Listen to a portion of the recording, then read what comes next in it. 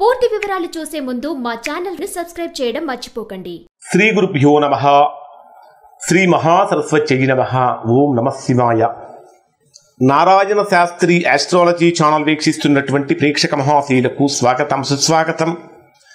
ఈరోజు మనము 2025 సంవత్సరం జూన్ 16వ తేదీ నుంచి 30వ తేదీ వరకు వృశ్చిక రాశిలో జన్మించినటువంటి వారి యొక్క రాశి ఫలితాలు ఏ విధంగా ఉన్నాయో తెలుసుకుందాం. వృశ్చిక రాశి వారి యొక్క రాశి ఫలితాలు అంటే అందరికీ కూడా ప్రేక్షక మహాశయులకు చిన్న విజ్ఞప్తి ఏమిటంటే, మీకు రాశి ఫలితాలు అందించడంలో అత్యంత ఖచ్చితమైనటువంటి ప్రిడిక్షన్స్ అందించడం కోసం మేము చేసేటటువంటి శ్రమ చాలా ఎక్కువగా ఉంటుంది.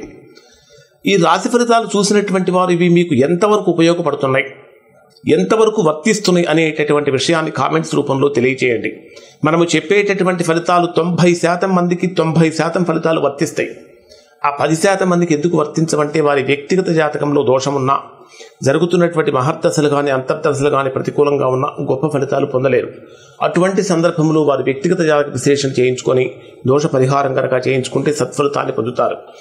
ఇక్కడ వృశ్చిక రాశి వారికి జరుగుతున్న గ్రహస్థితి ప్రకారం కనుక పరిశీలిస్తే, వృశ్చిక రాశికి మీ రాశికి 6వ స్థానంలో శుక్రుడి యొక్క సంచారం జరుగుతున్నది.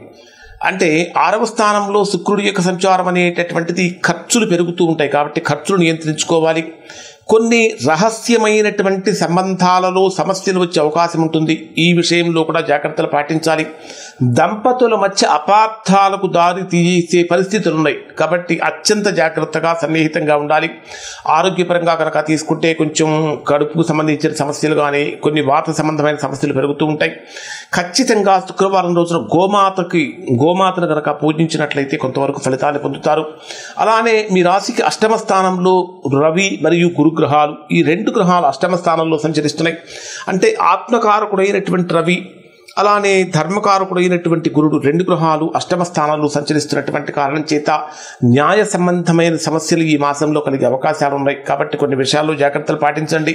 ముఖ్యంగా అనారోగ్యము ఎక్కువగా కలుగుతుంది. ఒత్తిడిని జయించుకోవటం కోసం ఖచ్చితంగా ప్రాణాయామం కానీ ధ్యానం కానీ చేయటం అనేటటువంటి చాలా మంచిది. అలానే కొన్ని ఆధ్యాత్మికపరమైనటువంటి కార్యక్రమాలలో పాల్గొనటం, ఎదుటివారికి ఆదర్శంగా నిలవటం అనేటటువంటిది కూడా జరుగుతూ ఉంటుంది. ఖచ్చితంగా ఆదివారం రోజున సూర్య నమస్కారం చేసి సూర్యుడికి అర్ఘ్యం ఇవ్వటం వలన మంచి ఫలితాన్ని పొందుతారు. మీ జన్మరాశికి 23వ తేదీ వరకు కూడా 8వ స్థానంలో బుధుడు సంచరిస్తూ ఉంటాడు. ఈ 8వ స్థానంలో సంచరించేటటువంటి బుధుడి యొక్క ప్రభావం కారణం చేత కొన్ని అపార్థాలతో ఇబ్బందులు కలుగుతూ ఉంటాయి. జూన్ 23వ తేదీ తర్వాత బుధుడు భాగ్యస్థానం 9వ స్థానంలోకి వస్తాడు కాబట్టి ఇది అత్యంత ప్రయోజనంగా మారుతూ ఉంటాడు.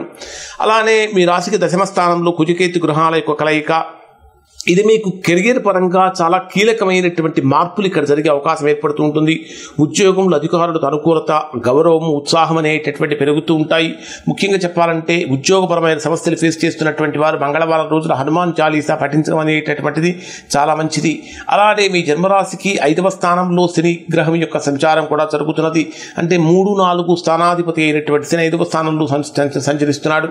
ఇక్కడ మీకు విద్య, పిల్లల భవిష్యత్తు వాటి మీద ఎక్కువగా శ్రద్ధ పెట్టాలి. మానసికమైనటువంటి ఒత్తిడి కూడా పెరుగుతూ ఉంటుంది. ప్రేమ సంబంధమైనటువంటి విషయాలలో ప్రతికూలమైన ఫలితాలు కలిగే అవకాశాలు ఏర్పడుతూ ఉన్నాయి. ప్రధానంగా తీసుకుంటే 4వ స్థానంలో రాహు యొక్క స్థితి జరుగుతున్నటువంటి కారణం చేత స్థిరాస్తులకు సంబంధించినటువంటి విషయాలలో సమస్యలు, మీరు ఏదైనా గృహం కొనుగోలు చేయాలన్నా అమ్మాలన్నా కూడా మీరు అనుకున్నట్టుగా జరగదు. అటువంటి ప్రతికూలతలు కనుక తొలగిపోవాలంటే చక్కగా దుర్గామాత ఆరాధన చేయటం వలన, లలితా సహస్రనామం పఠించడం వలన మంచి ఫలితాలు పొందుతారు. ఇక్కడ ఓవరాల్ అంటే మనము అంటే డే వైజ్గా ఫలితాలు తెలుసుకునే ముందు అసలు వీరికి ఓవరాల్గా ఏ విధంగా ఉంటుందంటే, ముఖ్యంగా శని 5వ స్థానంలో సంచరిస్తున్నటువంటి కారణం చేత శ్రమ అనేటటువంటిది ఎక్కువగా అవసరం. కొంచెం అధికమైనటువంటి శ్రమతోటి మంచి ఫలితాలు పొందుతారు. 24వ తేదీ తర్వాత నుంచి అంటే బుద్ధి కుశలత పెరుగుతుంది, తద్వారా మంచి ఫలితాలు వస్తాయి. 26వ తేదీ నుంచి 29వ తేదీ మధ్యలో ఉద్యోగస్తులకి ప్రమోషన్స్ కానీ ట్రాన్స్ఫర్స్ కానీ వస్తూ ఉంటాయి.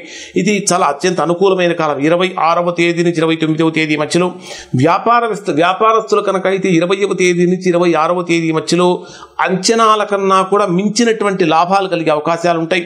అలానే ఇక్కడ శుక్రుడు 6వ స్థానంలో సంచరిస్తున్నటువంటి కారణం చేత ప్రేమ వివాహాలలో కానీ ప్రేమ వివాహానికి సంబంధించినటువంటి విషయాలలో కానీ ఇబ్బందులు కలుగుతూ ఉంటాయి, అపార్థాలు కలుగుతూ ఉంటాయి, అపార్థాలతో దూరమయ్యే అవకాశం ఏర్పడుతూ ఉంటుంది. ఆకస్మికమైనటువంటి ఆర్థిక ఖర్చులు, ధన నష్టాలు 18వ తేదీ నుంచి 24వ తేదీ మధ్యలో ఉన్నాయి కాబట్టి కొంచెం జాగ్రత్తలు పాటించండి. 26వ తేదీ తర్వాత లాభాలు, భవిష్యత్తుకు సంబంధించినటువంటి పెట్టుబడులు ఇవన్నీ కూడా మీకు అనుకూలంగా మారుతూ ఉంటాయి. కొంచెం ఆరోగ్యపరంగా కనుక తీసుకుంటే కొన్ని ప్రతికూలతలు అనేటటువంటివి ఇక్కడ ఈ రాశి వారికి కనిపిస్తూ ఉన్నాయి.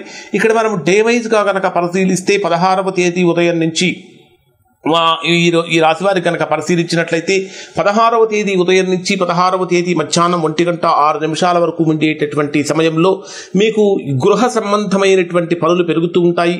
తల్లి యొక్క ఆరోగ్యం మీద అత్యంత శ్రద్ధ వహించాల్సిన అవసరం ఉంది.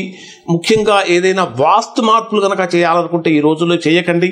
జూన్ 16వ తేదీ మధ్యాహ్నం నుంచి జూన్ 18వ తేదీ సాయంత్రం 6:41 వరకు ఉండేటటువంటి సమయంలో సంతానపరమైన సమస్యల మీద శ్రద్ధ అత్యంత అవసరం అని చెప్పాలి.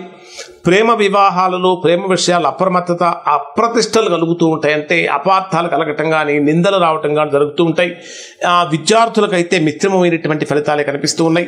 జూన్ 18వ తేదీ రాత్రి 6:41 నుంచి 20వ తేదీ రాత్రి 9:41 మధ్యలో ఇది పోటీ పరీక్షలకు అత్యంత అనుకూలమైన సమయం అని చెప్పాలి. శత్రుపక్షాల మీద విజయం సాధిస్తూ ఉంటారు. శారీరక శ్రమ పెరిగినప్పటికీ మంచి ఫలితం పొందే అవకాశం కూడా కనిపిస్తూ ఉంటుంది.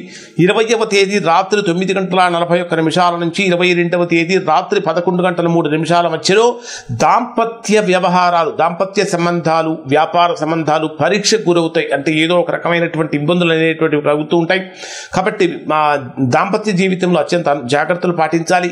ముఖ్యంగా చెప్పాలంటే సంయమనం పాటించడం చాలా అవసరం. ఎక్కడా కూడా తొందరపాటుతనం అనేటటువంటిది పనికిరాదు.